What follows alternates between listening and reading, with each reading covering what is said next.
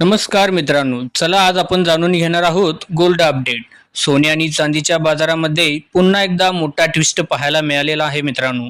गेल्या काही दिवसातील घसरणीनंतर आज बाजारामध्ये रिकव्हरीची चिन्हे दिसू लागली आहेत. पण ही फक्त तात्पुरती उसळी आहे की पुन्हा एकदा तिदीची नवी सुरुवात आहे?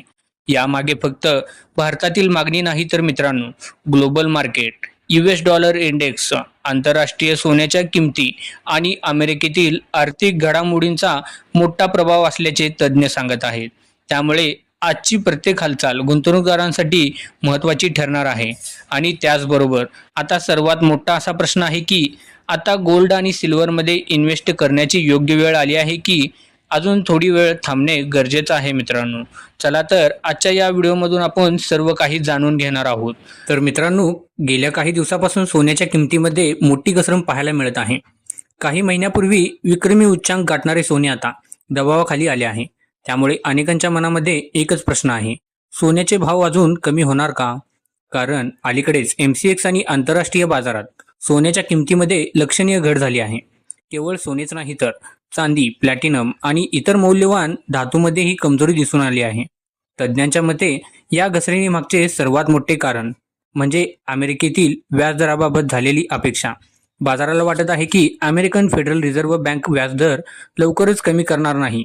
व्याजदर जास्त राहिल्यास गुंतवणूकदार बॉन्ड्स आणि इतर पर्यायांकडे वळतात. त्यामुळे सोन्यावरील मागणी कमी होते. याशिवाय अमेरिकन डॉलर मजबूत होत आहे.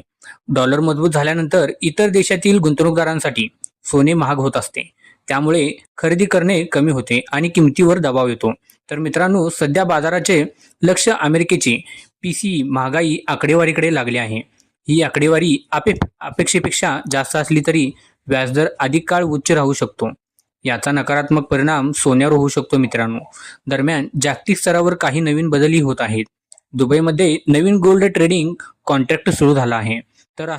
तर घाना देश आपल्या सोन्याच्या किमतीमध्ये निर्धारण व्यवस्थेत बदल करत आहे. या घडामोडीच्या बाजारावर परिणाम होत असतो. काही तज्ज्ञांच्या मते जर अमेरिकेची महागाई कमी झाली आणि फेडने व्याजदर कपातीचे संकेत दिले तर सोन्यामध्ये पुन्हा तेजी दिसू शकते. दुसरीकडे डॉलर आणखी मजबूत झाला तर सोन्याच्या किमतीवर दबाव कायम राहू शकतो. त्यामुळे पुढील काही आठवडे सोन्याच्या बाजारासाठी अत्यंत महत्त्वाचे ठरणार आहेत मित्रांनो.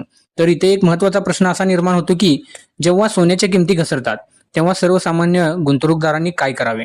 तर मित्रांनो, ऐकायचं, अनेक लोक घाबरू नये आणि सोने विकण्याचा विचार करतात. मात्र इतिहास पाहिला तर सोन्याच्या किमतीमध्ये अशा प्रकारच्या घसरणी पूर्वीही अनेक वेळा झाल्या आहेत. परंतु दीर्घकालीन काळामधील सोन्या चांगला परतावा देऊ शकतो.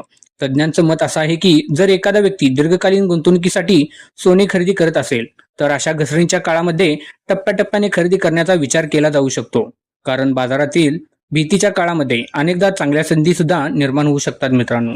याशिवाय भारत आणि चीन हे जगातील सर्वात मोठे सोन्याचे ग्राहक आहेत. या दोन्ही देशांमधील मागणी वाढली तर सोन्याच्या किमतींना पुन्हा आधार मिळू शकतो. त्यामुळे सध्याची घसरण कायम राहील अशी बाजार पुन्हा वरती दिशेने जाऊ शकतो मित्रांनो. कायमच राहील असे नाही, हे येणाऱ्या आर्थिक आकडेवारी आणि जागतिक घडामोडीवर अवलंबून असतं. एकंदरीत पाहता सध्या सोन्यावर 3 मोठे दबाव आहेत. अमेरिकेतील संभाव्य उच्च व्याजदर आणि त्याचबरोबर मजबूत डॉलर आणि जागतिक राजकीय परिस्थितीमधील बदल. आता तुम्हाला काय वाटतं, सोने भाव आणखी घसरतील की पुन्हा वाढतील? तर मित्रांनो, तुम्ही आता आपल्या चॅनलवरती कमेंट करून सांगू शकता.